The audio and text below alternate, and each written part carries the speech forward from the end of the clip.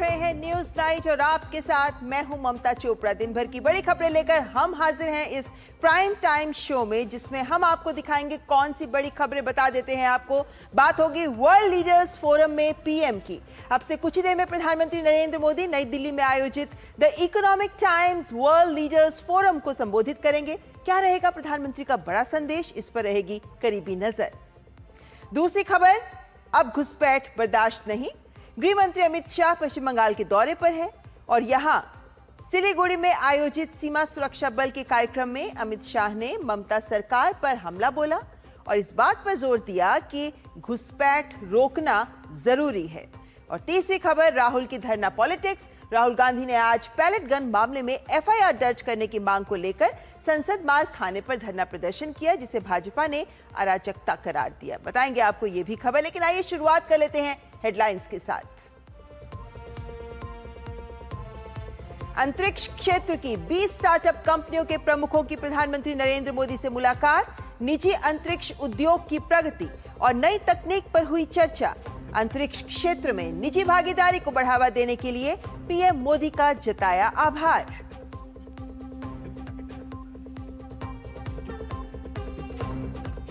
सिलीगुड़ी में बीएसएफ को जमीन देने में बरती गई ढिलाई पर केंद्रीय गृह मंत्री अमित शाह ने पूर्व सीएम ममता बनर्जी पर साधा निशाना। कहा, जमीन देने में की गई टाल मटोल।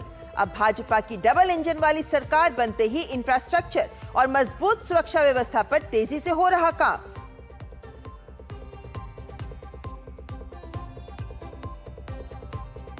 चीनी की बढ़ती कीमतों पर सरकार सख्त, एहतियात के तौर पर उठाए कई कदम। कहा, देश में चीनी की कोई कमी नहीं। एथेनॉल की वजह से चीनी के दामों में नहीं हुई बढ़ोतरी।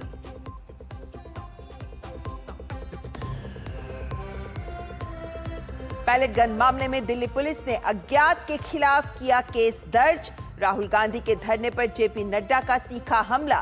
कांग्रेस के पूर्व अध्यक्ष को बताया कैमरा जीवी।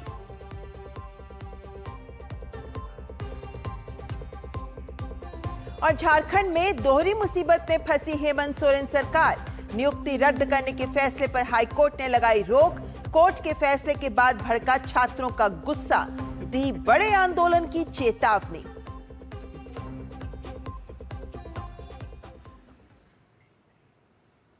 और रुख करते हैं इन्हीं खबरों का विस्तार से। केंद्रीय गृह मंत्री अमित शाह 3 दिन के पश्चिम बंगाल के दौरे पर हैं और अपने इस दौरे के दौरान वे सिलीगुड़ी पहुंचे, जहां उन्होंने सशस्त्र सीमा बल यानी एसएसबी के विभिन्न परियोजनाओं का शिलान्यास किया। 1 महीने के भीतर यह दूसरी बार है जब गृह मंत्री उत्तर बंगाल पहुंचे हैं। अमित शाह के सिलीगुड़ी दौरे का सबसे अहम पहलू है चिकन नेक की सुरक्षा। सिलीगुड़ी कॉरिडोर देश के बाकी हिस्सों को पूर्वोत्तर भारत से जोड़ने वाला बेहद महत्वपूर्ण और संवेदनशील गलियारा है। इसकी भौगोलिक स्थिति इसे राष्ट्रीय सुरक्षा के लिहाज से बेहद महत्वपूर्ण बनाती है। गृह मंत्री ने कहा कि सिलीगुड़ी कॉरिडोर पूर्वोत्तर भारत से जुड़ने का बेहद अहम गलियारा है और सरकार इसकी अहमियत को बखूबी जानती है। हमने सिलीगुड़ी कॉरिडोर की सुरक्षा को अभेद बनाने के लिए त्रिकोणीय सुरक्षा ग्रिड बनाया है।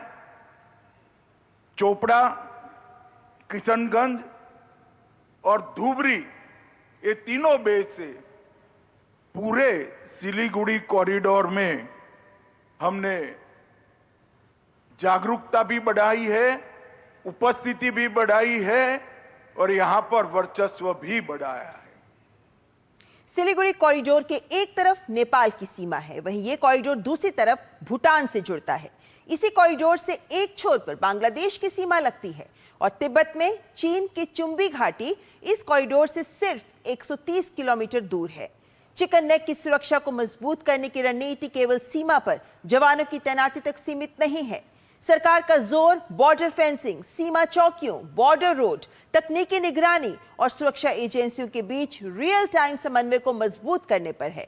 बांग्लादेश से सटी सीमा पर फेंस ब्रीच डिटेक्शन सिस्टम भी लगाया जा रहा है।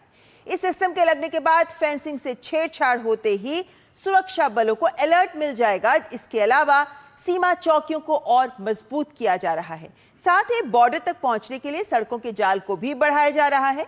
भारत और बांग्लादेश से सटी सीमा पर फेंसिंग को लेकर भी अहम कदम उठाया गया है। फेंसिंग को तेजी से बढ़ाया जा रहा है।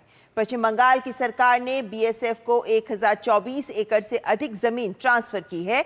इससे करीब 173 किलोमीटर सीमा पर बीएसएफ फेंसिंग का रास्ता साफ हो गया है। सीमा पर फेंसिंग का मकसद केवल अवैध घुसपैठ को रोकना नहीं है, इसके जरिए मानव तस्करी, हथियारों और मादक पदार्थों की तस्करी, मवेशी तस्करी और दूसरे सीमा पार अपराधों पर भी रोक लगाने में मदद मिलेगी। फेंसिंग के साथ तकनीकी निगरानी मजबूत होने से सीमा पार से होने वाली संदिग्ध गतिविधियों की पहचान और उन पर कार्रवाई करना भी आसान होगा। अमित शाह के सिलीगुड़ी दौरे का एजेंडा केवल सीमा सुरक्षा तक सीमित नहीं रहा। उन्होंने राष्ट्र एकता, वंदे मातरम और विकसित भारत के लक्ष्य का भी जिक्र किया। अमित शाह ने प्रधानमंत्री नरेंद्र मोदी की ओर से लाल किले की प्राचीर से बताए गए शक्ति की सप्तधारा का भी उल्लेख किया और युवाओं से 7 स्तंभों के आधार पर 2047 तक विकसित भारत के निर्माण में योगदान देने का आह्वान किया। गृह मंत्री ने भारत को मैन्युफैक्चरिंग पावर बनाने को अहम बताया, रक्षा शक्ति मजबूत करने और फूड प्रोसेसिंग को भी अहम कहा।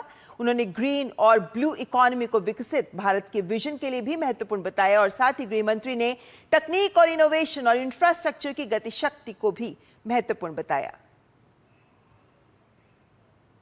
प्रधानमंत्री जी ने देश को शक्ति देने वाली सप्त धाराओं का भी ऐलान किया है। मैन्युफैक्चरिंग पावर, रक्षा शक्ति, कृषि और फूड प्रोसेसिंग, ग्रीन और ब्लू इकोनॉमी, टेक्नोलॉजी और इनोवेशन, भारत का सॉफ्ट पावर और इंफ्रास्ट्रक्चर के लिए भारत की गति शक्ति, ये सभी 7 स्तंभ पर 2047 के विकसित भारत को खड़ा करने का आह्वान उन्होंने भारत के युवाओं को किया है।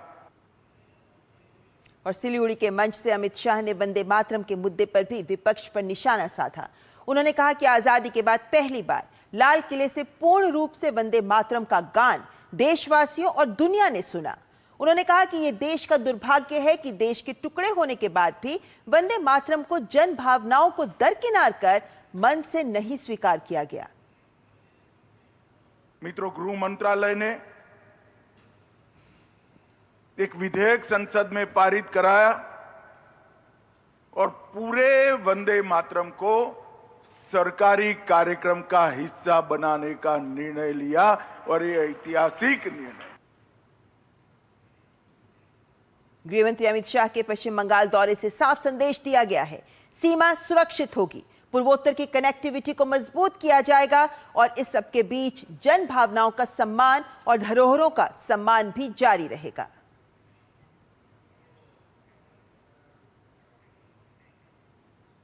और अब दिन की दूसरी बड़ी खबर, त्योहारों के मौसम से पहले चीनी की बढ़ती कीमतों को लेकर सरकार ने कई कदम उठाए हैं। 20 जुलाई को चीनी की कीमत 48 रुपए 18 पैसे प्रति किलो थी, जो 20 अगस्त को बढ़कर 55 रुपए 70 पैसे प्रति किलो हो गई। सरकार ने कहा कि वो कीमतों और उपलब्धता पर लगातार नजर रख रही है। सरकार ने स्पष्ट किया कि चीनी की कीमतों में हालिया बढ़ोतरी को इथेनॉल उत्पादन से जोड़ना सही नहीं है। इथेनॉल के लिए इस्तेमाल होने वाली चीनी का हिस्सा 2022-23 में करीब 12% से घटकर 2025-26 में लगभग 9% ही रह गया है। देश में उत्पादित इथेनॉल का लगभग 3/4 हिस्सा अब अनाज, खासकर मक्के से आता है। चीनी की कीमतों में मौजूदा बढ़ोतरी की प्रमुख वजह कम घरेलू उत्पादन, त्योहारों से पहले बढ़ी मांग, मौसम से गन्ने की फसल को नुकसान और वैश्विक स्तर पर चीनी की आपूर्ति में कमी और इंडस्ट्री के कुछ वर्गों के द्वारा सट्टेबाजी और जमाखोरी शामिल हैं। मौजूदा सीजन में चीनी का उत्पादन लगभग 306 लाख मीट्रिक टन होने की उम्मीद है, जबकि गन्ना उगाने वाले राज्यों का शुरुआती अनुमान लगभग 343 लाख मीट्रिक टन था, यानी अनुमान से कम उत्पादन। गन्ना उत्पादन पर गन्ने में रेड रॉट और टॉप बोरर बीमारी के साथ साथ भारी बारिश के कारण जल भराव का भी असर पड़ा है। सरकार ने जमाखोरी रोकने के लिए 1 अगस्त से 3 नवंबर तक डीलरों पर 400 टन की स्टॉक लिमिट लगाई है। 1 सितंबर से थोक ग्राहक 15 दिनों की खपत से ज्यादा चीनी नहीं रख सकेंगे। साथ ही 10 लाख टन कच्ची चीनी के ड्यूटी फ्री आयात को भी मंजूरी दी गई है। सरकार के मुताबिक अक्टूबर में नया पेराई सीजन शुरू होने के बाद चीनी की उपलब्धता बढ़ेगी। वहीं 20 अगस्त तक 2025-26 सीजन के गन्ना किसानों का 97% बकाया भुगतान किया जा चुका है। सरकार ने स्पष्ट किया है कि अतिरिक्त चीनी को इथेनॉल बनाने में इस्तेमाल करने से इस ढांचागत समस्या को हल करने में मदद मिली है और चीनी मिलों की आर्थिक स्थिति भी बेहतर हुई है, इसलिए इथेनॉल पर लगे आरोप ठीक नहीं है। और अब खबर राहुल गांधी के धरना पॉलिटिक्स की। राजधानी दिल्ली में शुक्रवार को पैलेट गन का मुद्दा गर्म हो गया। राहुल गांधी के नेतृत्व में कांग्रेस कार्यकर्ताओं ने संसद मार्ग थाने पहुंचकर हाई वोल्टेज सियासी ड्रामा किया। दरअसल राहुल पैलेट गन पीड़ित छात्र साहिल लोचप को लेकर एफआईआर दर्ज कराने थाने पहुंचे थे। एफआईआर की मांग को लेकर कांग्रेस नेता राहुल गांधी और प्रियंका गांधी थाने के बाहर ही धरने पर बैठ गए। माहौल गरमाया तो कांग्रेस कार्यकर्ताओं की भीड़ थाने पर जमा होने लगी। पुलिस प्रशासन के खिलाफ नारेबाजी शुरू हो गई। हालात ऐसे बन गए कि कांग्रेस कार्यकर्ता और थाने में मौजूद पुलिस वालों के बीच धक्का मुक्की की नौबत आ गई। कार्यकर्ताओं की भीड़ को देखते हुए पुलिस ने थाने के गेट बंद कर दिए और बैरिकेडिंग कर दी। यानी राहुल गांधी ने एक शिकायत दर्ज कराने के नाम पर बड़ा राजनीतिक प्रदर्शन शुरू कर दिया। घंटों चले इस सियासी ड्रामे के बाद दिल्ली पुलिस ने अज्ञात शख्स के खिलाफ एफआईआर दर्ज कर ली है, जबकि भाजपा के नेता राहुल गांधी के इस प्रदर्शन को अराजकता का नाम दे रहे हैं। बहुत दुर्भाग्य की बात है कि राहुल गांधी विपक्ष के नेता हैं और अब सिर्फ लोकतांत्रिक राजनीति नहीं, अराजकता की राजनीति करते हैं। पार्लियामेंट्री स्ट्रीट पुलिस स्टेशन पर धरना बैठे हुए हैं, बिना अनुमति के, बिना किसी पूर्व सूचना के। कभी प्रधानमंत्री के घर के सामने बैठ जाते हैं और अभी फिर यहां बैठ गए हैं। आपको नियम कानून का कोई सम्मान नहीं करना राहुल गांधी। जो आपके मन में आएगा तो बस जहां जाके धरने पर बैठ जाएंगे और अराजकता फैलाना शुरू करेंगे। राहुल गांधी उस मामले में एफआईआर दर्ज करने की मांग कर रहे हैं जो पहले से ही कोर्ट में है। सूत्रों के अनुसार जंतर मंतर हिंसा से जुड़ी सभी एफआईआर और पूरा घटनाक्रम पहले से ही सुप्रीम कोर्ट के संज्ञान में है और मामला अदालत की निगरानी में चल रहा है। इसमें पैलेट गन से जुड़ा मामला भी शामिल है। कांग्रेस नेता राहुल गांधी पहले भी पैलेट गन के मुद्दे को उठा चुके हैं। मॉनसून सत्र के दौरान भी संसद में जनता के मुद्दों से ध्यान भटकाने के लिए राहुल ने पैलेट गन वाली सियासत की थी। राहुल के धरना पॉलिटिक्स को बीजेपी कैमरा केंद्रित ड्रामा बता रही है। पूरा देश जानता है कि 20 जुलाई की घटना को लेकर माननीय सर्वोच्च न्यायालय ने पहले ही संज्ञान ले लिया है और पूर्व जज की अध्यक्षता में एक 5 सदस्यीय उच्च अधिकार प्राप्त समिति का गठन भी किया गया है। जब देश की सबसे बड़ी अदालत मामले की जांच कर रही है तो आज थाने के बाहर जाकर कैमरे के सामने बैठकर राहुल गांधी क्या साबित करना चाहते हैं? क्या नेता प्रतिपक्ष का देश की न्यायपालिका पर विश्वास नहीं है क्या?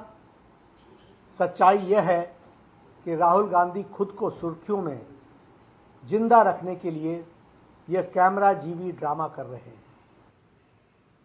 दरअसल 15 अगस्त के बाद से ही कांग्रेस की टॉप लीडरशिप राष्ट्रगीत के अपमान के मुद्दे पर घिरी हुई है। कांग्रेस नेता सोनिया गांधी, मल्लिकार्जुन खड़गे और खुद राहुल गांधी ने पूर्ण वंदे मातरम के गायन पर आपत्ति जताई थी, जिसे पूरे देश ने देखा। ऐसे में भाजपा का दावा है कि वंदे मातरम के मुद्दे से ध्यान भटकाने के लिए राहुल गांधी ने इतने दिनों बाद फिर से पैलेट गन के मुद्दे पर सियासत शुरू कर दी है। पूरे ड्रामे की अगर हम टाइमिंग को समझें तो हमें ध्यान में आएगा कि आज कांग्रेस पार्टी वंदे मातरम के मुद्दे पर, वंदे मातरम के विषय पर पूरे देश में चारों ओर से घिर चुकी है। राष्ट्रगीत के अपमान को लेकर जनता कांग्रेस से जवाब मांग रही है। कांग्रेस के एक बड़े नेता तिरंगे वाले केक को काटते हुए दिखाई दे रहे हैं। अपने इसी राष्ट्र विरोधी चेहरे को छिपाने के लिए और इस जो भारी फजीयत हुई है उससे ध्यान भटकाने के लिए राहुल गांधी ने आनन फानन में यह ध्यान भटकाने का यह नया ड्रामा रचा है।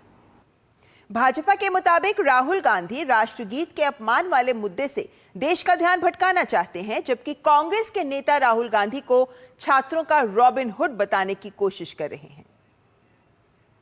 राहुल जी ने ये शपथ उठाई है सामने रूप से कि जहां अन्याय होगा मैं उसके खिलाफ लड़ूंगा। जो पहलगंज का विक्टिम है लड़का, उसके साथ अन्याय हो रहा है।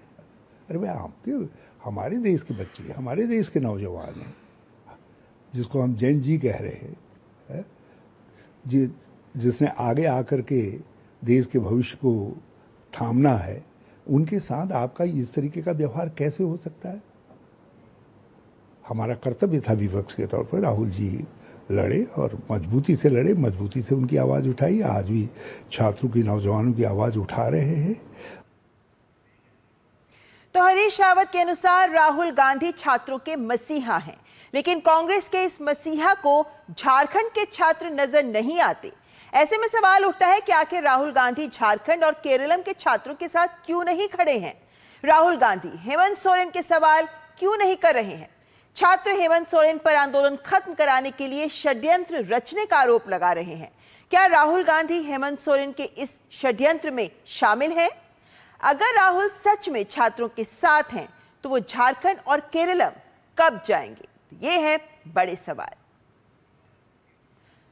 और अब अगली खबर, राजस्थान के जयपुर से, जहां कॉकरोच जनता पार्टी के प्रवक्ता आशुतोष रांका को स्कूल का दौरा करना महंगा पड़ गया। दरअसल शुक्रवार सुबह 10 बजे कॉकरोच जनता पार्टी के प्रवक्ता आशुतोष रांका अपने साथियों के साथ बगरू के राजकीय प्राथमिक स्कूल रामपुरा कबरपुरा का निरीक्षण करने पहुंचे थे। तब उन्हें ग्रामीणों के विरोध का सामना करना पड़ा।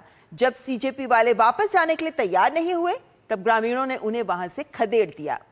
गांव वालों का कहना था कि देश विरोधी नारे लगाने वालों को हम अपने गांव में घुसने नहीं देंगे।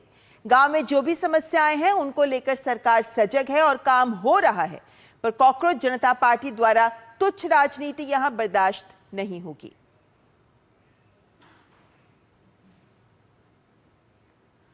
और अब अगली खबर, भारत में मोबाइल फोन मैन्युफैक्चरिंग अब एक नए दौर में प्रवेश कर रही है। इलेक्ट्रॉनिक्स और सूचना प्रौद्योगिकी मंत्रालय ने शुक्रवार को मोबाइल फोन मैन्युफैक्चरिंग योजना लॉन्च की।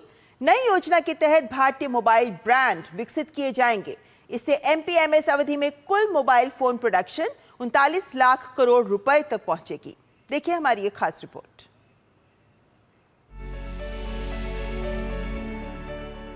भारत में मोबाइल फोन मैन्युफैक्चरिंग अब एक नए दौर में प्रवेश कर रही है। इसका मुख्य फोकस उत्पादन का पैमाना बढ़ाने, घरेलू स्तर पर ज्यादा से ज्यादा वैल्यू जोड़ने और भारतीय इनोवेशन को बढ़ावा देने पर है। इलेक्ट्रॉनिक्स और सूचना प्रौद्योगिकी मंत्रालय ने मोबाइल फोन मैन्युफैक्चरिंग स्कीम को लॉन्च किया है। इस योजना के लिए 62,500 करोड़ रुपए का प्रावधान किया गया है। 5 साल की ये योजना वित्तीय वर्ष 2026-27 से 2030-31 तक चलेगी। इसका मकसद भारत को वैश्विक इलेक्ट्रॉनिक्स मैन्युफैक्चरिंग का एक बड़ा केंद्र बनाना है। मोबाइल फ़ोन का मैन्युफैक्चरिंग का जो इकोसिस्टम है, एक मोबाइल फ़ोन में करीब करीब 1000 पार्ट्स होते हैं। अगर आप चार्ट देखोगे, ये 2026 का चार्ट है। इस चार्ट में आपको बहुत क्लियरली दिखाई देता है कि भारत में मोबाइल और इलेक्ट्रॉनिक्स के कंपोनेंट का इकोसिस्टम बहुत वाइड स्प्रेड हो गया है और उसमें मैक्सिमम एमएसएमईज है। मैक्सिमम ये जो प्रोडक्शन के कंपोनेंट, प्रोडक्शन के इसमें इकोसिस्टम में आप देख रहे हो, मैक्सिमम एमएसएमईज है। एमएसएमई और फाइनल प्रोडक्ट्स के बीच में पूरा एक वैल्यू चेन का रिलेशन है। उस तरीके से ये चीज़ डेवलप हो रही है। पीएलआई केवल एक प्योरली प्रोडक्शन बेस्ड था। इसमें डोमेस्टिक वैल्यू के लिए अलग से, डोमेस्टिक वैल्यू एडिशन के लिए अलग से रखा गया है और साथ ही साथ इंडियन ब्रांड को डेवलप करने के लिए, इंडियन आईपी को डेवलप करने के लिए, इंडियन डिजाइन को डेवलप करने के लिए अलग से प्रोविजन रखे गए। इस योजना के तहत 2 प्रमुख क्षेत्रों पर जोर दिया गया है। पहला है बड़े पैमाने पर मोबाइल फोन का उत्पादन और दूसरा भारतीय मोबाइल ब्रांड्स को बढ़ावा देना। मोबाइल मैन्युफैक्चरिंग के लिए 2.25 से 5% तक इंसेंटिव दिया जाएगा। वहीं भारतीय ब्रांड्स को 5% इंसेंटिव मिलेगा।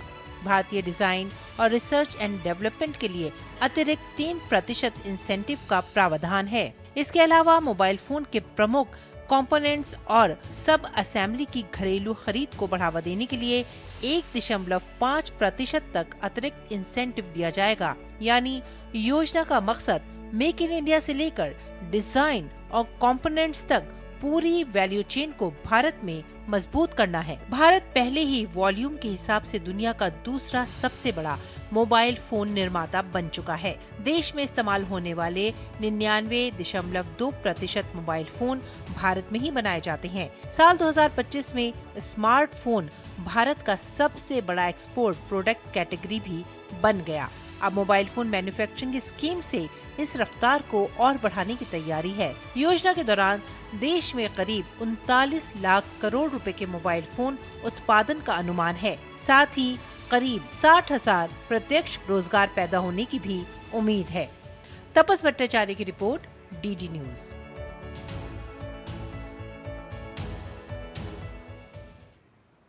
और खबर झारखंड से, जहां भर्ती परीक्षाओं को लेकर सरकार की मुश्किलें कम होने का नाम नहीं ले रही। छात्र आंदोलन के दबाव में जहां सरकार ने कई भर्ती प्रक्रियाओं को रद्द कर दिया था, वहीं अब हाईकोर्ट ने सरकार के फैसलों पर रोक लगा दी है। ऐसे में सवाल यह है कि क्या सरकार ने बिना पुख्ता कानूनी तैयारी के इतने बड़ा फैसला लिया, और क्या इस पूरे मामले में सरकार की कार्यप्रणाली ने छात्रों और नियुक्त अभ्यर्थियों दोनों को असमंजस में डाल दिया है? देखिए ये रिपोर्ट। झारखंड में भर्ती प्रक्रियाओं में कथित धांधली के विरोध में छात्र आंदोलन को लेकर हेमंत सोरेन सरकार की मुसीबत फिलहाल खत्म होती नजर नहीं आ रही।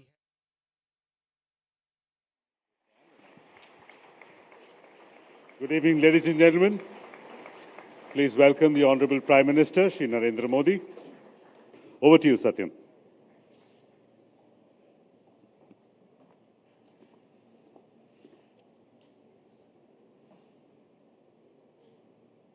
Honorable Prime Minister Modi, our distinguished guests from around the world, esteemed chief ministers, envoys of various nations, ladies and gentlemen.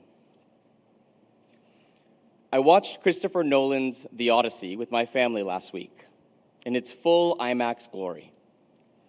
As I watched the epic unfold on screen, with Matt Damon's Odysseus lurching from one crisis to the next, escaping death narrowly on occasion after occasion, it dawned on me that Homer's 2,500-year-old tale is something of a parable for our times today. When we look around the world, at least if we believe the headlines, we're lurching from one crisis to the next. We have 2 ongoing wars, an energy crisis, disruption of shipping routes, trade wars that are unsettling decade-old certainties, use of nuclear weapons being discussed in serious rooms, an AI revolution that is sucking in more capital than has ever been deployed behind any technology ever, and a crisis in leadership in ending wars, restoring normalcy, and inspiring trust. And all of this at once. In many ways, like in the kingdom of Ithaca, the longing for leadership that is a source of stability is palpable in most parts of the world. But here in India, ladies and gentlemen, we are fortunate to be among a leader who has been a source of stability for the nation and the region for more than 12 years now.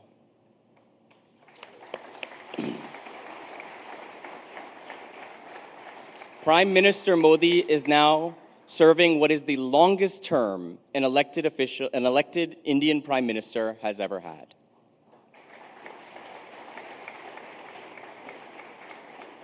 He is also the longest serving democratically elected head of government among both the G7 and the G20 nations. Stable, long-serving leaders who are able to repeatedly win the trust of their voters do something for a nation. They infuse a nation's soul with a sense of unity, security, and confidence. That no matter what the challenge is, we will deal with it together. And we are in good hands, that we shall overcome. That sense of security and confidence then turns into magical things, like stable, long-term economic growth which has made India retain the distinction of being the fastest growing large economy in the world for the better part of a decade now. Like world-class digital public infrastructure deployed at scale that is changing lives in countless ways. Like the rapid strides in the ease of doing business and quality of life. Like a manufacturing boom that has meant that 1 in every 4 phones sold all around the world is now made in India.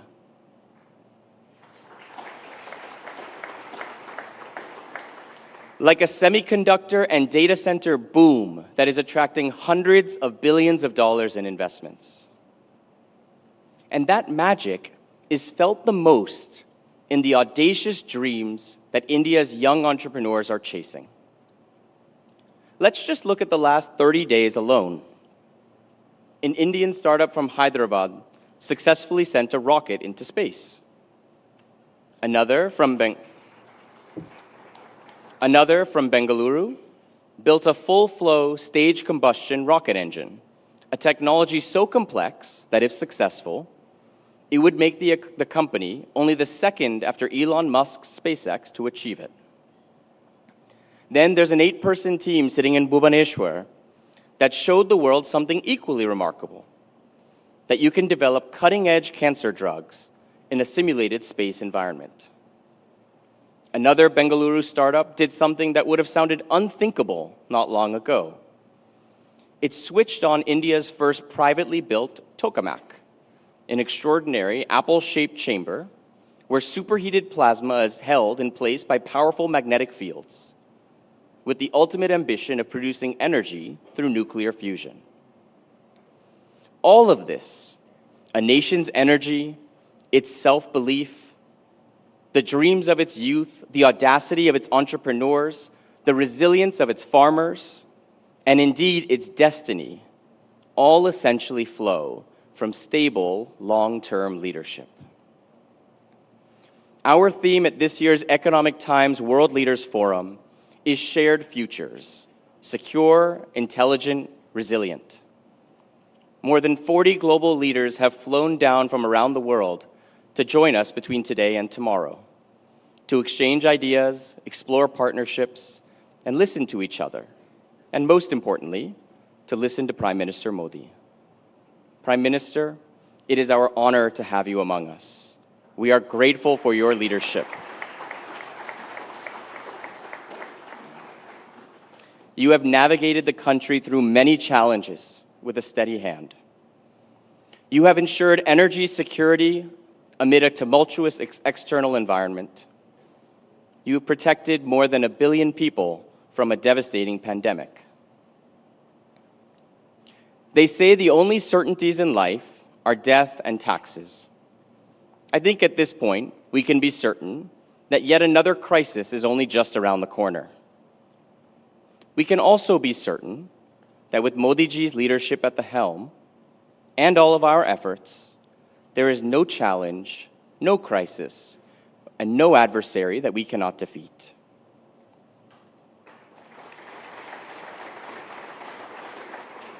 Ladies and gentlemen, it is my great privilege to invite the leader who has done more than anyone to place ambition, resilience, innovation, and entrepreneurship at the heart of our national conversation. Please join me in welcoming to the stage the Prime Minister of India, Shri Narendra Modi.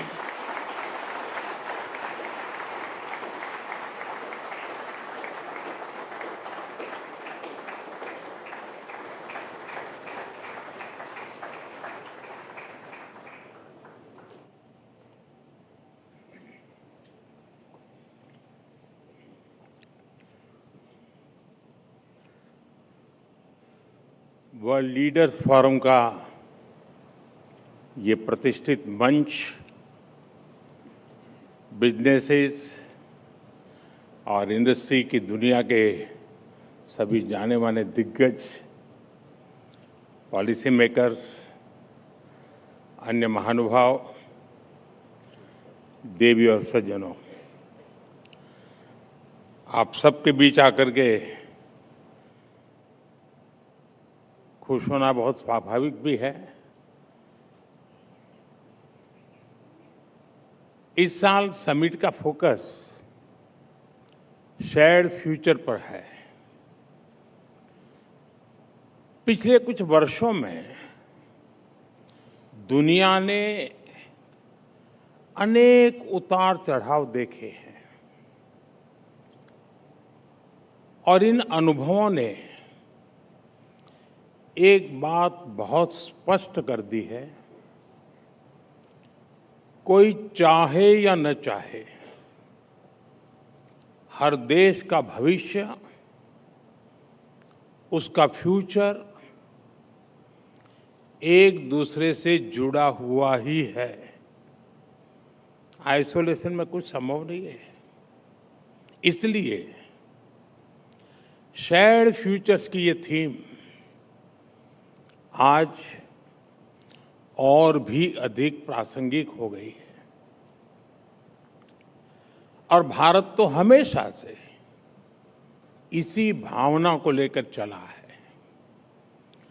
G20 की अध्यक्षता में इसलिए ही भारत का मंत्र रहा one earth, one family, one future.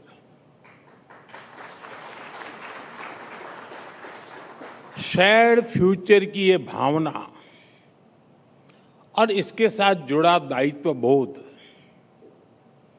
21वीं सदी के इस विश्व की अनेक समस्याओं का समाधान देता है। साथियों, दुनिया में ग्रोथ को लेकर के कई तरह की चिंताएं हैं। दुनिया ने बड़ा भयंकर एक रूप देखा है इन दिनों। रिसोर्सेज का वेपनाइजेशन हो रहा है। अविश्वास का वातावरण विश्व के लिए अनेक नई चुनौतियां लेकर के आ रहा है। लेकिन ऐसे समय में भी दुनिया भारत को ग्रोथ और होप के ब्राइट स्पॉट के रूप में देख रही है। भारत ने पिछले 10-12 साल में अपनी 25 करोड़ आबादी को गरीबी से बाहर निकाला है।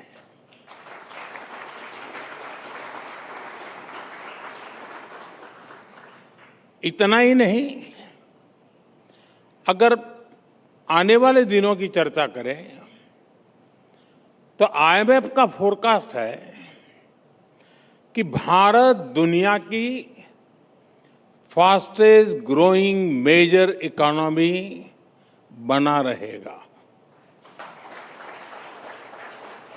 और भारत निरंतर वो कदम उठा रहा है जो उसके विकास को गति दे रहे हैं। फ्रेंड्स, अभी पिछले हफ्ते ही 15 अगस्त को मैंने लाल किले से सप्तधारा की 7 शक्तियों की बात की है। मैन्युफैक्चरिंग, टेक्नोलॉजी और इनोवेशन, फूड प्रोसेसिंग, ग्रीन और ब्लू इकोनॉमी समेत मैंने ऐसे 7 सेक्टर्स की बात की जिन पर भारत का आज बहुत ज्यादा फोकस है। और इसलिए भारत आज पॉलिसी लेवल पर नेक्स्ट जनरेशन रिफॉर्म्स कर रहा है ताकि हमारा फ्यूचर सुरक्षित हो। गवर्नेंस पर रिफॉर्म्स कर रहा है, ईज ऑफ लिविंग के लिए रिफॉर्म्स कर रहा है।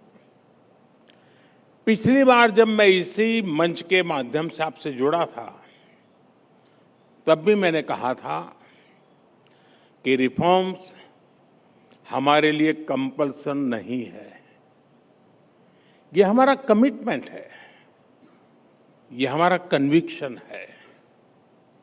साथियों, 2014 में जब हमारी सरकार बनी तो उसके बाद से ही रिफॉर्म्स ने कैसे देश की दिशा और दशा बदली है, मैं इसका एक बहुत दिलचस्प उदाहरण आपको देना चाहता हूं। यहां मौजूद शायद ही किसी को पीएलपी के बारे में पता होगा। कोई है जिसको पीएलपी के बारे में पता है? अपना हाथ उठाए। यहां इतने मीडिया के दिग्गज बैठे हैं, पीएलपी आपको पता है? और आप सुनकर के हैरान हो जाएंगे, पीएलपी यानी प्रोडक्शन लिंक पनिशमेंट। इसके बारे में किसी को पता नहीं है। और एक दूसरा टर्म आपने जरूर सुना है, पीएलआई। ये ज्यादातर लोगों को पता होगा। पीएलआई यानी प्रोडक्शन लिंक इंसेंटिव। साथियों, ये दोनों टर्म भारत के दो अलग अलग टाइम पीरियड को डिफाइन करते हैं। आजकल एक्सप्लेनर का जमाना है, तो मैं आपको एक्सप्लेन करता हूं। साथियों, आज की युवा पीढ़ी को यह सुनकर हैरानी होगी कि हमारे देश में एक समय ऐसा भी था कि अगर कोई कंपनी तय लिमिट से ज्यादा प्रोडक्शन कर दे तो उसे पनिशमेंट दिया जाता था। ये पहले की लाइसेंस राज वाली सरकारों का पीएलपी यानी प्रोडक्शन लिंक पनिशमेंट मॉडल था। ऐसे भी उदाहरण रहे हैं कि अगर किसी फैक्ट्री ने ज्यादा डिमांड देखते हुए ज्यादा प्रोडक्शन कर दिया तो उसे नोटिस भेज दिया जाता था। मजबूरी में वो कंपनी अपना प्रोडक्ट मार्केट में बेचने के बजाय उसे खुद ही नष्ट कर देती थी। साथियों, आज जो लोग मेक इन इंडिया और आत्मनिर्भर भारत अभियान का मजाक उड़ाते हैं, उनके पुरखों की सोच यही थी। पीएलपी यानी प्रोडक्शन लिंक पनिशमेंट। ऐसा करने के पीछे एक विशेष तरह की विकृत मानसिकता काम करती थी। इन मानसिकता वाले लोग हमेशा चाहते थे कि जरूरी चीजों की किल्लत बनी रहे। देश के नागरिकों को अभाव में रखना उनकी पॉलिसी थी। वो चाहते थे कि जनता उनके सामने हाथ जोड़े, हाथ फैलाए। आप समझ गए मैं किन लोगों की बात कर रहा हूं। लोगों से हाथ जुड़वाने के बाद उपकार करना उन सरकारों का तरीका था। इसलिए वो प्रोडक्शन लिंक पनिशमेंट मॉडल पर चलते थे। आप कल्पना कर सकते हैं, ऐसे करके उन लोगों ने एम्प्लॉयमेंट जनरेशन के बेसिक प्रिंसिपल का गला घोंट दिया था। और हैरानी ये, इन लोगों के दरबारियों ने, अगेन आई रिपीट, इन लोगों के दरबारियों ने कभी इसके खिलाफ कोई आवाज नहीं उठाई। साथियों, हर रिफॉर्म की शुरुआत सबसे पहले आपके सोचने के तरीके, आपका मानसिक किस रेंज में आप काम कर रहे हैं, इस सोच के रिफॉर्म से ही होती है। जहां पहले प्रोडक्शन बढ़ाने पर पनिशमेंट मिलता था, वहीं आज हमारी सरकार प्रोडक्शन बढ़ाने पर इंसेंटिव दे रही है।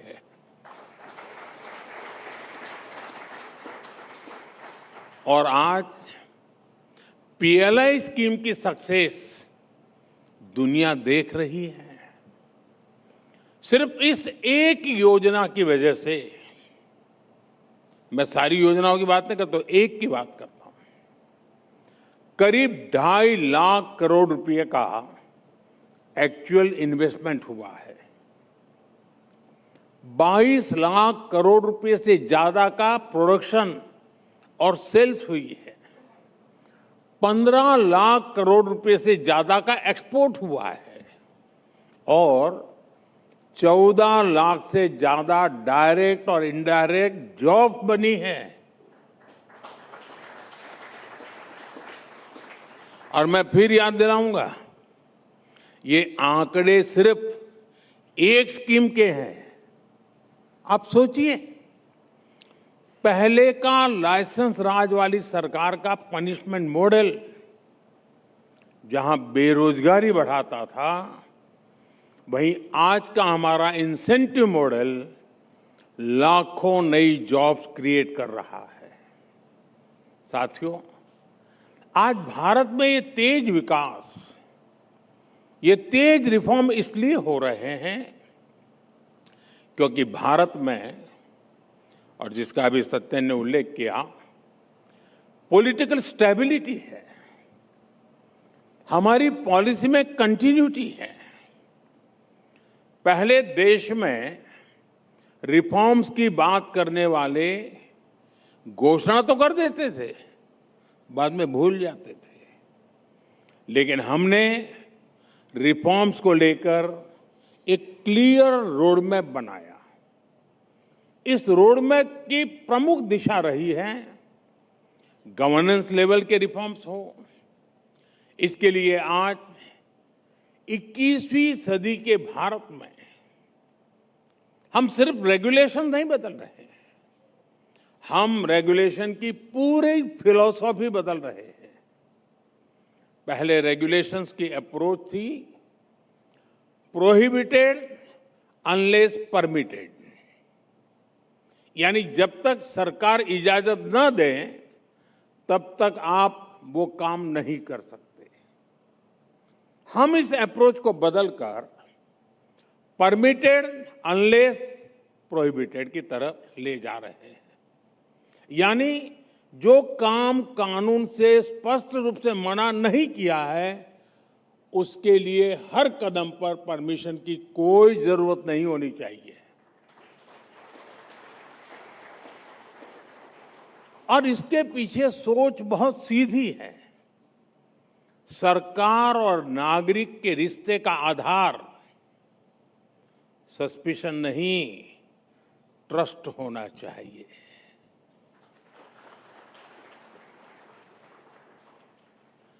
साथियों, यही सोच आपको जन विश्वास बिल में भी दिखाई देती है।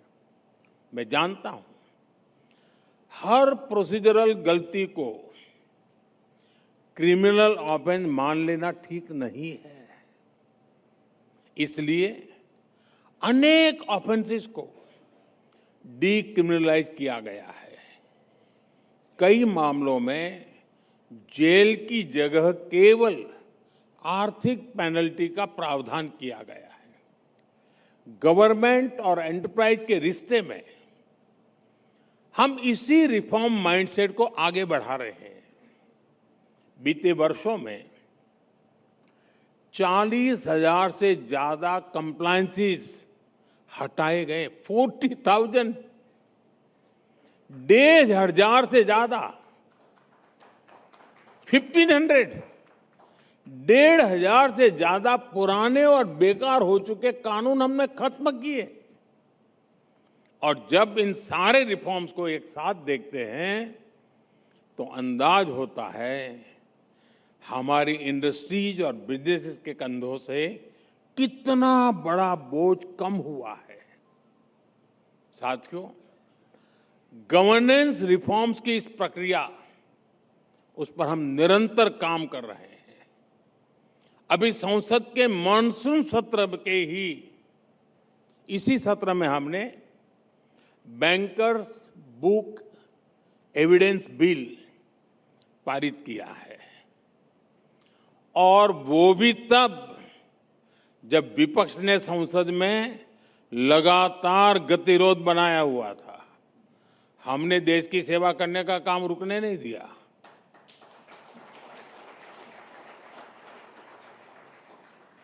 अब इस कानून ने 19वीं सदी के अंग्रेजी कानून को रिप्लेस किया है। अब बैंकों के डिजिटल रिकॉर्ड्स को स्वीकार्यता को कानूनी मान्यता दी गई है। इससे कानूनी उलझनें कम होगी, सिस्टम में पारदर्शिता होगी, ईज ऑफ डूइंग बिजनेस बढ़ेगा। साथियों, गवर्नेंस में रिफॉर्म का एक मतलब ये भी है कि सिस्टम ऐसे बने जिसमें एक एक मानव जीवन और उसके समय के प्रति संवेदनशीलता हो। हम रेलवे का उदाहरण देता हूं। हमारी रेलवे में भी इसी अप्रोच के साथ काम हुआ है। आज 6,500 से ज्यादा रेलवे स्टेशनों पर इलेक्ट्रॉनिक इंटरलॉकिंग की व्यवस्था है। 10,000 से ज्यादा लेवल क्रॉसिंग गेट्स को भी इंटरलॉकिंग से जोड़ा जा चुका है। इससे ह्यूमन एरर से होने वाले हादसों की आशंका बहुत कम हुई है। साथियों, जब 2014 में हमारी सरकार आई तो करीब 9,000 फाटक ऐसे थे जो अनमैन्ड थे। इन्हें हटाना कोई रॉकेट साइंस नहीं था। अनमैन्ड क्रॉसिंग की वजह से हजारों लोगों को अपनी जान गंवानी पड़ी, लेकिन पहले की सरकारों को इससे बहुत फर्क नहीं पड़ता था। हमने मिशन मोड में गत 10 वर्ष में इन अनमैन्ड क्रॉसिंग को समाप्त कर दिया। हमने रोड ओवरब्रिज और रोड अंडरब्रिज बनाने की गति भी कई गुना बढ़ा दी, और इसी का नतीजा है कि 2014 के पहले के मुकाबले ट्रेन दुर्घटनाओं की संख्या में 90% तक की कमी आई है। 90%। 12 साल पहले जहां एक साल में करीब 150 रेल दुर्घटनाएं होती थी, वहीं अब इनकी संख्या घटकर 15-20 रह गई है, और हम इसे और कम से कम करने का प्रयास लगातार कर रहे हैं। साथियों, रेलवे में स्वच्छता भी गवर्नेंस रिफॉर्म का एक बड़ा उदाहरण है। एक समय था जब रेल पटरियों पर गंदगी और ह्यूमन वेस्ट एक बड़ी समस्या हुआ करती थी। आज स्थिति पूरी तरह बदल गई है। 2014 पहले हमारी ट्रेनों में जहां लगभग 12,000 बायो टॉयलेट लगाए गए थे, वहीं 2014 के बाद ट्रेनों में 3,60,000 से ज्यादा बायो टॉयलेट लगाए गए हैं। यानी 97% से ज्यादा बायो टॉयलेट पिछले 12 वर्षों में लगे हैं। ये बदलाव सिर्फ सफाई का नहीं, यात्रियों की गरिमा, स्वच्छता और आधुनिक भारत के निर्माण की दिशा में गवर्नेंस का एक नया मॉडल है। ये करोड़ों यात्रियों को बेहतर अनुभव देने का अभियान भी है। साथियों, गवर्नेंस की क्वालिटी का एक और पैमाना, और वो पैमाना है समय। जो प्रोजेक्ट शुरू हो वो समय पर पूरा हो, और जो सर्विस लोगों को मिले वो भी समय की कसौटी पर खरी उतरे। दिल्ली मेरठ नमो भारत रैपिड रेल सिस्टम इसका बहुत अच्छा उदाहरण है। इस कॉरिडोर पर 160 किलोमीटर प्रति घंटे की रफ्तार से ट्रेनें चल रही है। ये हमारे देश में पहले कभी सोचा नहीं जा सकता था। अब तक 4 करोड़ से ज्यादा यात्री इसमें ट्रैवल कर चुके हैं। और इसका एक और अहम फैक्टर है जिसकी चर्चा नहीं होती है।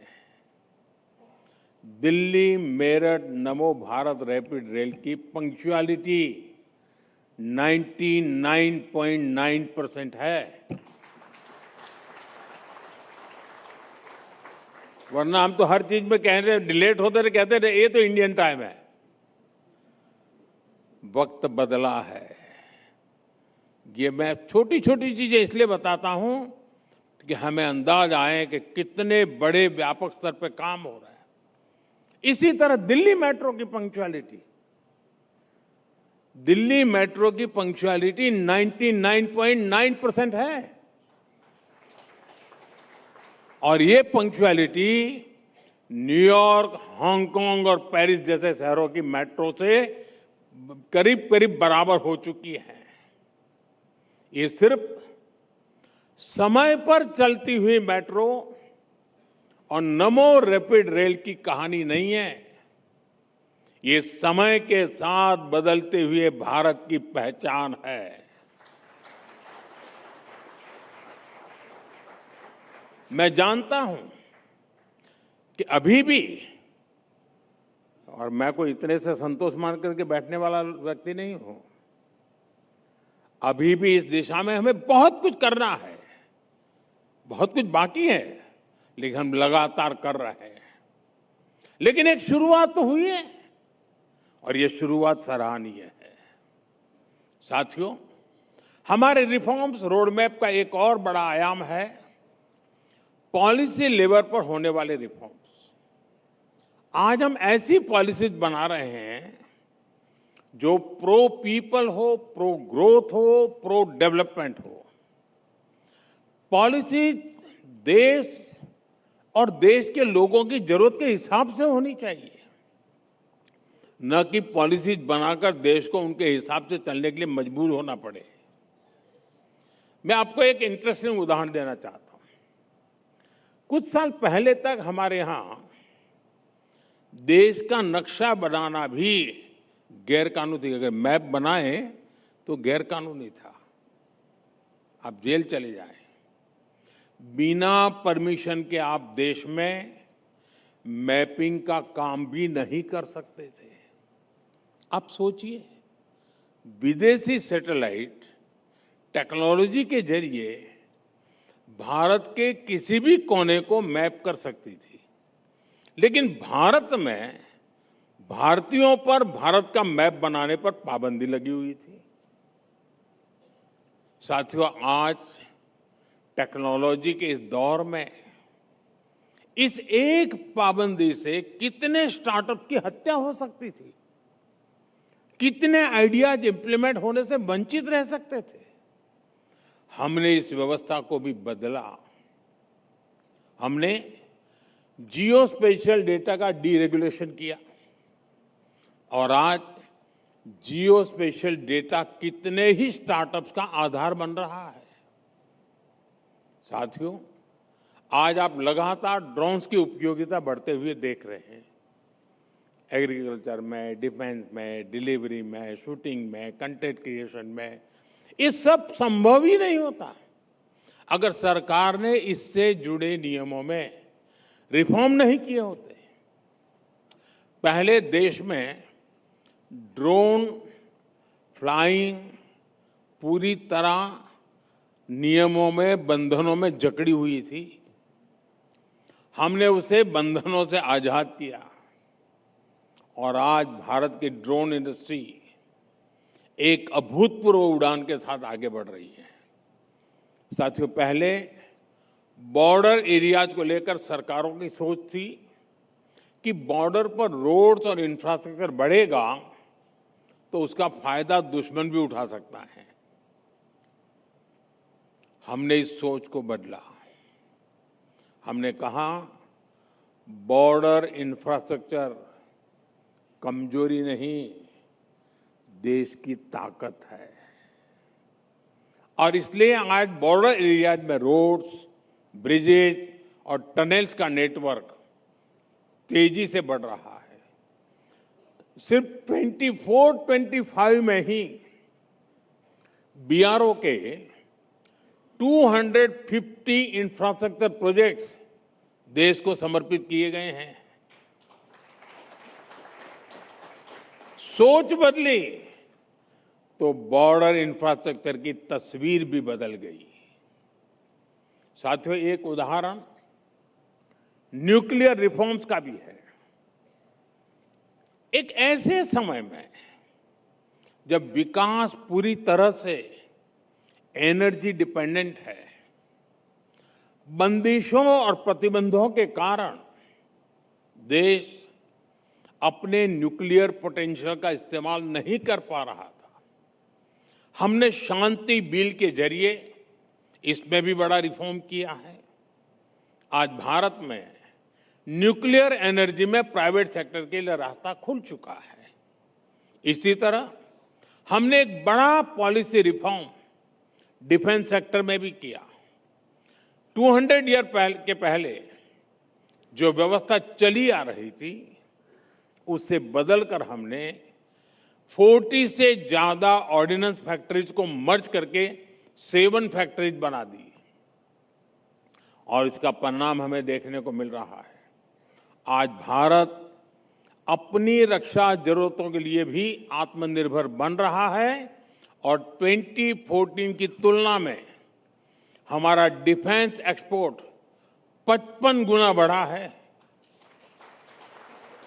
और इसलिए कई बार रिफॉर्म्स हमारे जीवन में इस तरह घुल-मिल जाते हैं कि हमारा उनकी तरफ ध्यान ही नहीं जाता।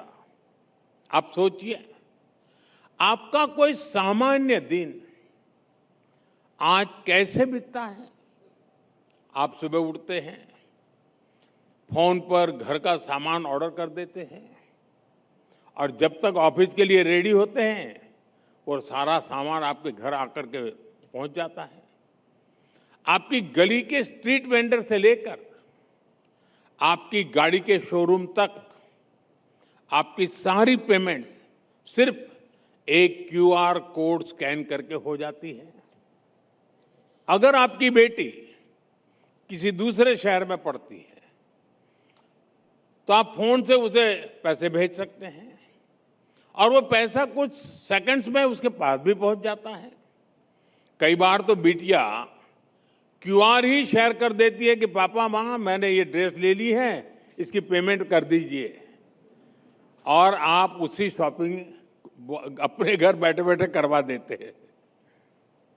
ये चीजें रिमार्केबल है, लेकिन अब ये कोई भारत के लोगों को कम से कम हैरानी नहीं होती। बाहर के लोग आते हैं उनको आश्चर्य होता है, अच्छा ऐसा होता है। भारत के लोगों का रूटीन हो गया है। ये भारत के सामान्य मानवी के जीवन का हिस्सा बन चुका है। आप सोचिए, 2014 से पहले ऐसी कितनी ही बातें क्या पॉसिबल थी? साथियों, भारत ने बीते 10-12 सालों में ईज ऑफ लिविंग से जुड़े जो रिफॉर्म्स किए हैं उसकी वजह से लोगों का, खासतौर पर हमारे मिडिल क्लास का जो जीवन बदला है वो दुनिया के कई विकसित देशों में आज भी एक सपना ही है। साथियों, आज दुनिया का सबसे सस्ता डेटा भारत में है।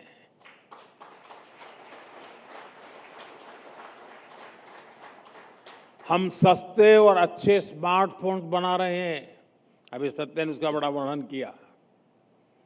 भारत दुनिया के फास्टेस्ट 5G रोल आउट करने वाले देशों में से एक है। हमने आधार को बैंकिंग, मोबाइल कनेक्टिविटी और सर्विसेज से जोड़कर ई-केवाईसी और डिजिटल ऑथेंटिकेशन जैसी सर्विसेज को पॉसिबल किया है। आज आपको अगर बैंक अकाउंट खोलना है तो उसके लिए बैंक जाने तक की जरूरत नहीं है।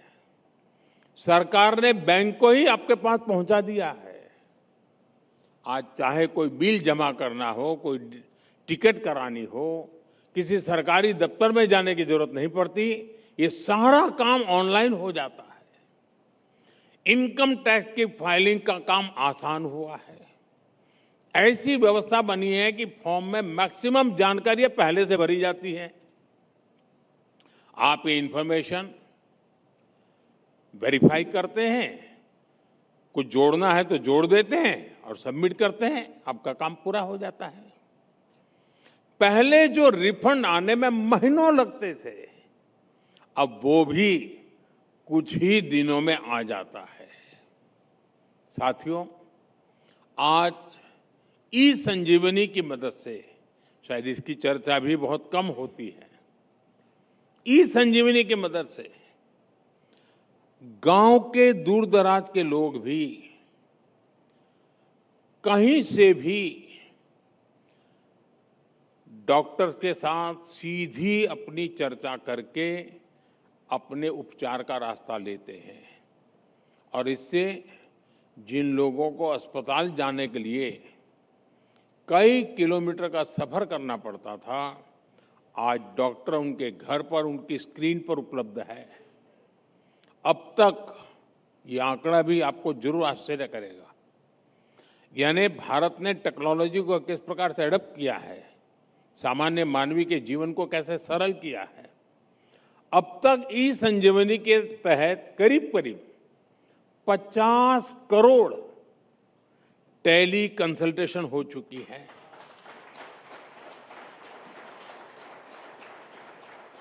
साथियों, आज भारत में ट्रैवल एक्सपीरियंस बदल रहा है।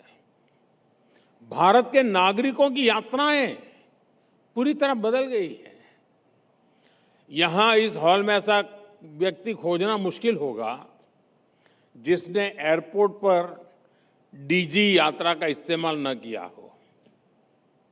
ऐसे ही आजकल बहुत सारा काम सीमलेस तरीके से हो रहा है। हाईवे पर फास्टैग चल रहे हैं ताकि आप बिना रुके टोल देकर आगे बढ़ सकें। ईज ऑफ लिविंग का सही अर्थ यही है। समय की बचत हो रही है, जीवन आसान हो रहा है और करोड़ों लोग अपनी प्रगति पर फोकस कर पा रहे हैं। साथियों, पॉलिटिक्स में अक्सर वही फैसले हेडलाइंस बनते हैं जिनका असर आज दिखाई दे, यानी उसकी उम्र 24 घंटे हो। पहले की सरकारों ने इलेक्शन सामने देखकर भी घोषणा करने का फॉर्मूला अपनाया, लेकिन ऐसी घोषणाओं से देश नहीं बदला। देश बदलने वाले फैसले वो होते हैं जिनका प्रभाव जमीन पर दिखे, जो वर्तमान और भविष्य दोनों को ध्यान में रख करके लिए गए होने चाहिए।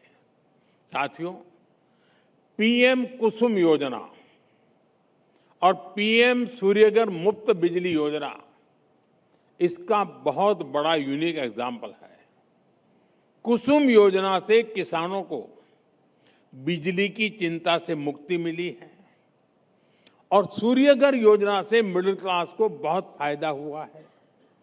साथियों, मैं ये जानता हूं कि अगर मैंने ये अनाउंस कर दिया होता कि आज से लाखों लाख परिवारों के लिए बिजली मुफ्त है, तो सारा मीडिया, सारी स्क्रीन्स, सारे न्यूज़पेपर्स बड़ी बड़ी हेडलाइन बनाकर के खबर दे देते कि मोदी जी ने आज अनाउंस कर दिया है। लेकिन हमने कोई दूसरा अप्रोच से काम शुरू किया। हमने हर घर की छत पर एक सूरज उगाने की ठान ली और आज देश के 50 लाख से ज्यादा परिवार पीएम सूर्यघर मुफ्त बिजली योजना से जुड़े हैं। सरकार ने 22,000 करोड़ रुपए से ज्यादा इन परिवारों को दिए हैं ये सोलर सिस्टम लगाने के लिए, ताकि उनकी छत पर सोलर प्लांट लगाकर सोलर पावर पैदा की जा सके। अब ये परिवार एक्स्ट्रा बिजली को बिजली ग्रिड में बेचकर पैसे भी कमा रहे हैं। खुद का बिजली बिल तो जीरो हुआ, कमाई भी होने लगी। इस योजना से लोगों के सपनों को भी विस्तार मिल रहा है। बिजली बिल कम हुआ है तो अब घर में fridge, cooler, washing machine, TV जैसे लोग चीजें खरीद करके रखने लगे हैं।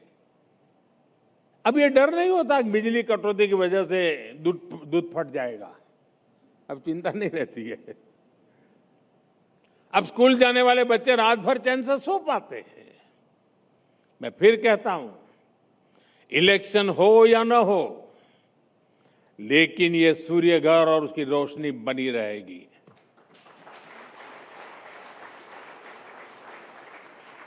इस प्लांट का फायदा सालों तक देश के परिवारों को होता रहेगा। साथियों, आने वाले समय में ईज ऑफ लिविंग और ईज ऑफ डूइंग बिजनेस का और विस्तार होगा। देश के यूथ के लिए, नारी शक्ति के लिए, फार्मर्स के लिए, गरीब और मिडिल क्लास के लिए हमारी सरकार लगातार काम करती रहेगी। हमारी रिफॉर्म एक्सप्रेस और अधिक गति से आगे बढ़ने वाली है। विकसित भारत का लक्ष्य पूरा करने के लिए हम पूरी प्रतिबद्धता के साथ काम करते रहेंगे। और मेरे लिए भारत का फ्यूचर अगर सुनिश्चित हो गया है ना, तो दुनिया के फ्यूचर में भी स्थिरता लाने का बहुत बड़ा काम इसी धरती से होने वाला है।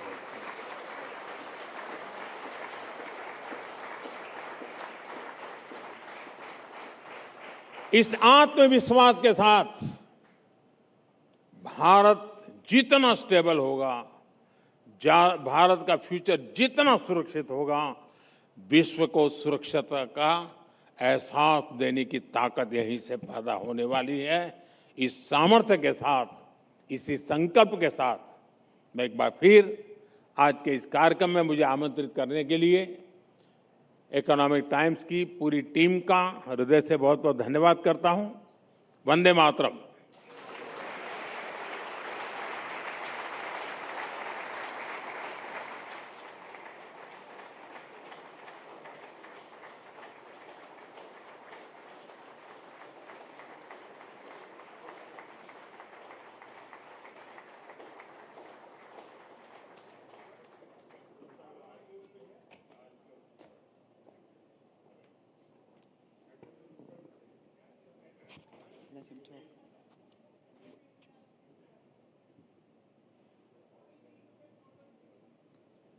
Thank you, Honorable Prime Minister, for taking us through the breadth of reforms and changes that are propelling India's growth story.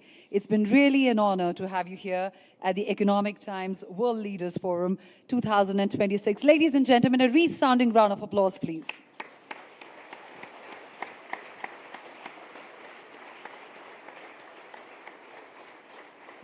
Ladies and gentlemen, reminder, please remain seated until final security clearance is received. Please do not attempt to leave the room.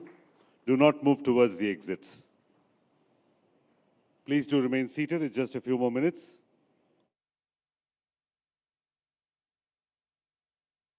भी संबोधित कर रहे थे और उन्होंने भारत की जो तस्वीर है उसको सामने रखा, जो बदली है पिछले 12 वर्षों में। विभिन्न आयाम ये तस्वीर प्रधानमंत्री ने सामने रखते हुए बताया कि कैसे सरकार pro people, pro development, pro growth की राह पर ही आगे बढ़ रही है। प्रधानमंत्री के संबोधन की कुछ बड़ी बातें आपके सामने रखना चाहेंगे, क्योंकि इस फोरम की थीम रही शेयर्ड फ्यूचर, जिसकी प्रासंगिकता का बात करते हुए प्रधानमंत्री ने कहा कि भारत का मंत्र रहा है one earth, one family, one future. और G20 की अध्यक्षता में भारत ने इसी मंत्र को सामने रखा।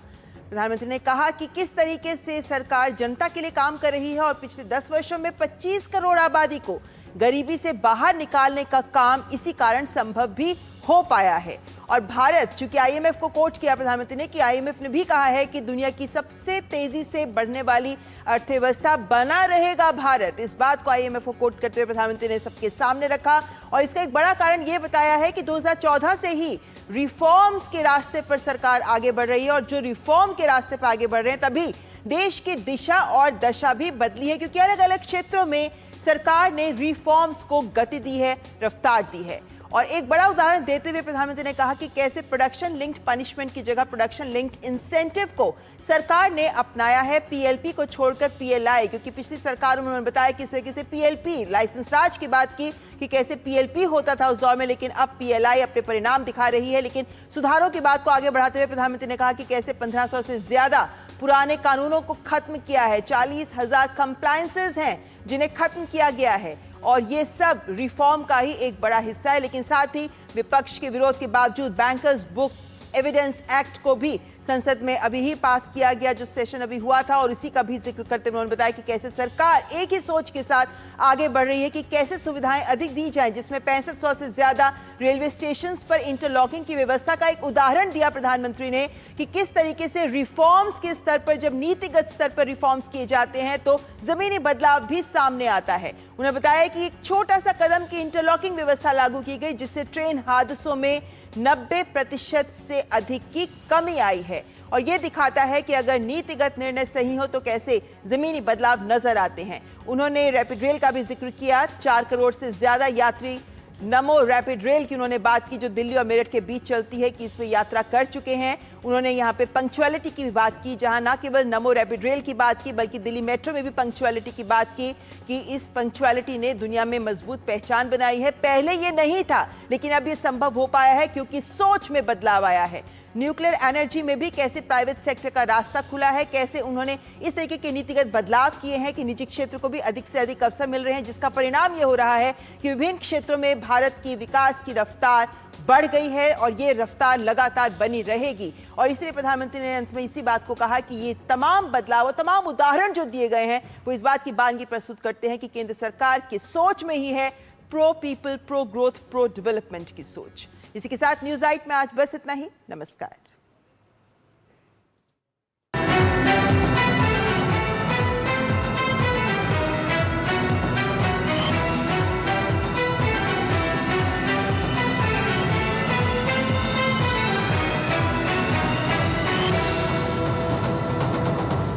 न्यूज़ नाइट के प्रायोजक